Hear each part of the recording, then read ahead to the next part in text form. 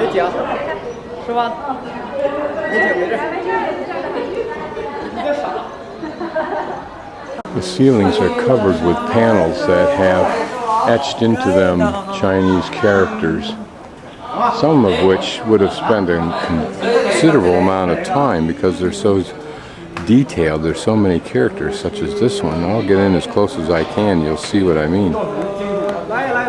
This whole panel is covered with these that are probably about 1.25 inches in dimension.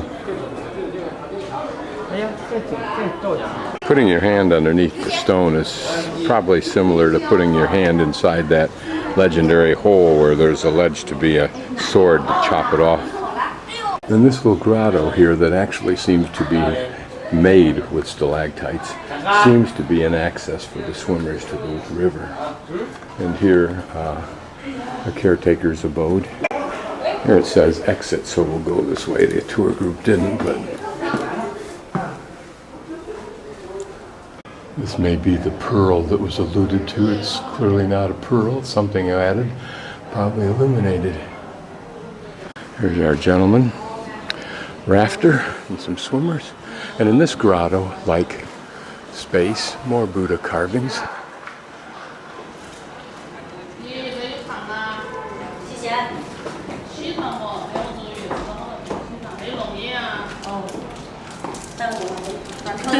And notice the multiplicity of Buddhas up at the top. Remember, this is not for fun. The more Buddhas, the greater the merit.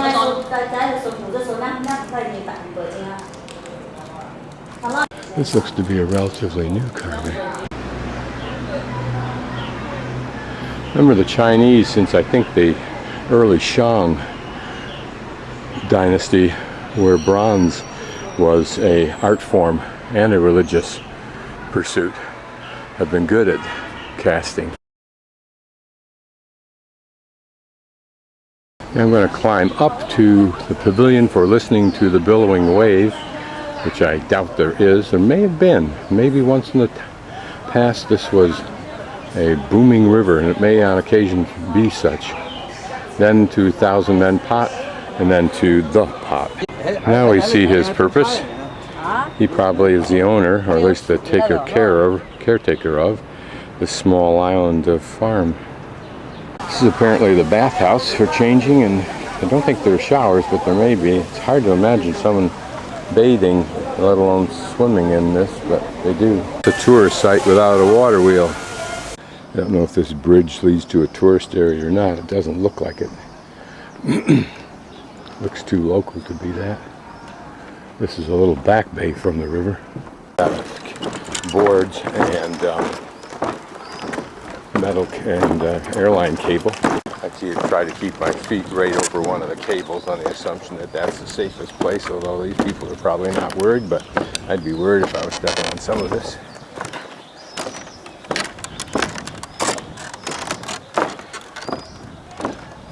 And this is the peak that we just climbed. I use we in the imperial sense.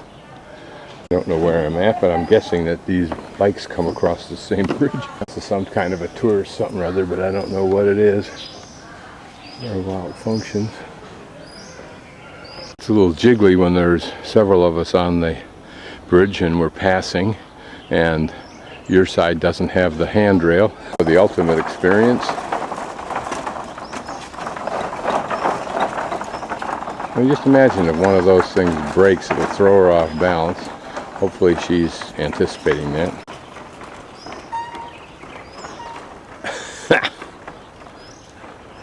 And I thought my walk was fun.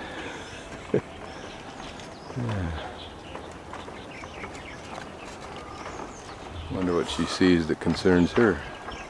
I don't know if this route will take me where I ultimately am trying to go, but it is interesting and alluring.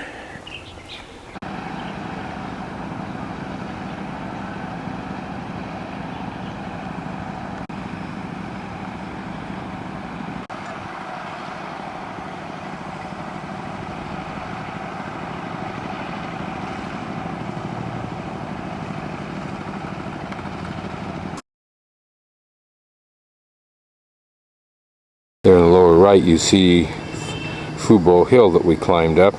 I think I may have come in the back way of Diecai Hill, or whatever you pronounce that, which is to the lower right of Mukong Lake. And we'll climb up. This is Diecai Hill, otherwise known as Folded Brocade Hill, and this is the map of it.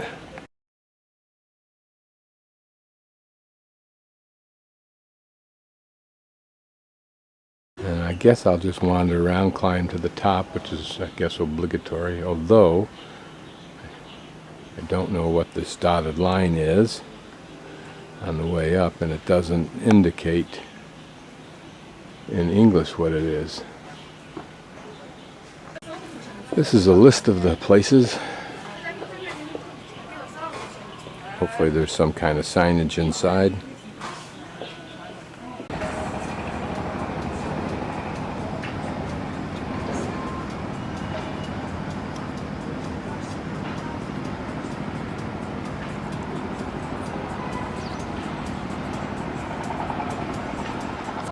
The singing you hear comes from a man in the cave behind me.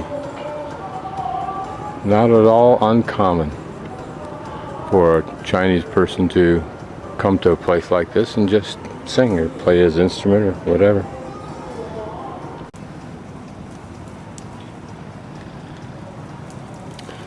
This man working himself down there precariously. There appear to be well developed walls going into something which could be Lake Wulong. A little bit different than the average sparrow. Looks like they have beaks like grosbeaks.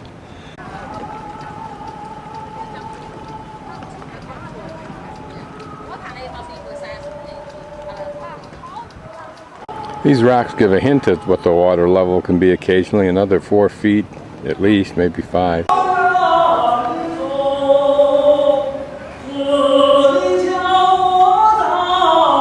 Entering, that's the back way. Somehow, some way, I'm going to have to buy a ticket here. There's an intersection there, and the tours apparently are going straight ahead. Hopefully they will continue to, because with their loud speakers and the loud talking of the Chinese anyway, it's just, and the compaction and tours, people in tours just think that they're it, and there's no room to let anybody else go by. You just have to smash your way through them. And that's in any country. If no other reason, just to avoid the noise and hopefully find some tranquility. There's a young girl ahead of me doing the same apparently. This is the entrance to one of the caves. This may be the Wind Cave it's talked about. The same kind of inscription. It's kind of pretty up here.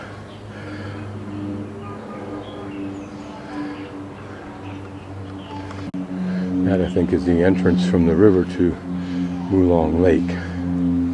And it's also in this direction.